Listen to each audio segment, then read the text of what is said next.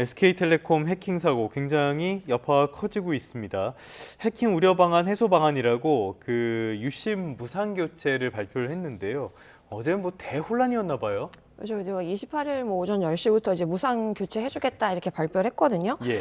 근데 이게 이제 가입자가 2,500만 명이라고 하고요. 네. 그 대상으로 이제 교체를 다 시행해야 되거든요. 근데 하루에 교체할 수 있는 양을 보면은 15만 건 정도밖에 안 된다고 합니다. 예. 그럼 이거 계산을 해보면 교체하는데 6개월이 걸리고요. 그다음에 재고도 확보가 지금 어려운 상황인데 한 100만 개 재고를 확보했는데 5월 말까지 추가로 500만 개를 더 확보한다고 하니까 전체 대상으로 교체하기가 지금 쉽지 않은 이런 상황이라고 보여지고요. 예. 그래서 그 하셔야 되는 게 이제 유심 보호 서비스라고 이제 가입자에 대해서 피해가 발생을 하면 여기 이제 서비스에 가입을 하고 그럼 이제 100% 보상을 하겠다 이렇게 이제 밝혔거든요. 그래서 이게 문제가 이제 초기에 빠르게 이거를 이제 복구할 수 있는 유심 네. 교체라는 이제 이 대응이 좀 어려운 상황이니까 이것 때문에 소비자들이 더 이제 불안하고 그다음에 이 이제 고객 서비스 이게 응대가 제한돼 있으니까 이 부분도 좀 지금 뭐 어려웠다 이렇게 평가가 되고 실제 실행력하고 준비에 있어서 시장 상황을 좀 불안하게 하는 이런 예, 예. 요인으로 좀 평가되고 있는 상황이죠. 네, 충분히 답답하게 느껴질 수 있을 것 같습니다. 또 가입자들이 특히 우려하는 부분 중에 하나가 심스와핑이라는 범죄가 우려된다고 하던데 이 심스와핑이 어떤 범죄인가요?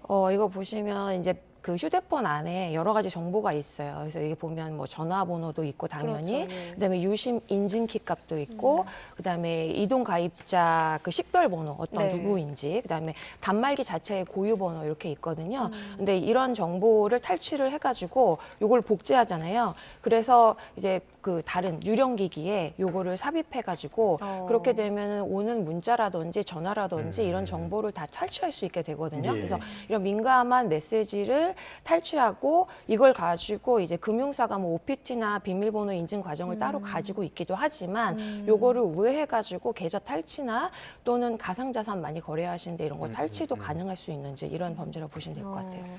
알겠습니다. 은행 쪽은 그래도 보안 장치가 여러 겹으로 돼 있어서 비교적 안전하다고는 하지만 그래도 걱정은 많이 될 수밖에 없고 가상자산 쪽은 정말로 우려가 있을 것 같습니다. 그래서 SK텔레콤 가입자들이 집단 행동에 나섰다 그러는데 이건 소송이 말하는 겁니까?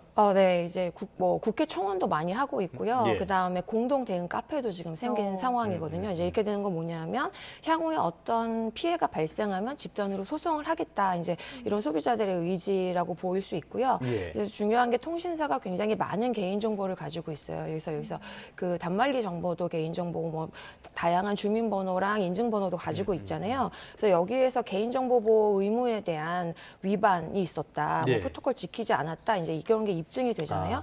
그럼 법적 책임과 동시에 손해배상 요구에 대한 이것도 본격화될 수 있습니다. 소송으로. 그래서 뭐 장기적으로 보면은 기업 평판에 대한 리스크도 커질 뿐만 아니고 아주 직접적인 재무적인 부담으로 이어질 수도 예. 있다라고 이제 보여집니다. 가입자들 불안이 커지다 보니까 통신사 이탈자들이 굉장히 많이 생기는 것 같습니다. 하루 만에 1,600여 명이 이탈한 것으로 확인이 됐다는 소식인데 네. 통신사에서 이것을 막기 위해서 뭐 공짜폰을 준다든지 아니면 뭐 파격적으로 보조금을 지급한다든지 네. 이런 대응을 하고 있는 것 같은데 사실입니까?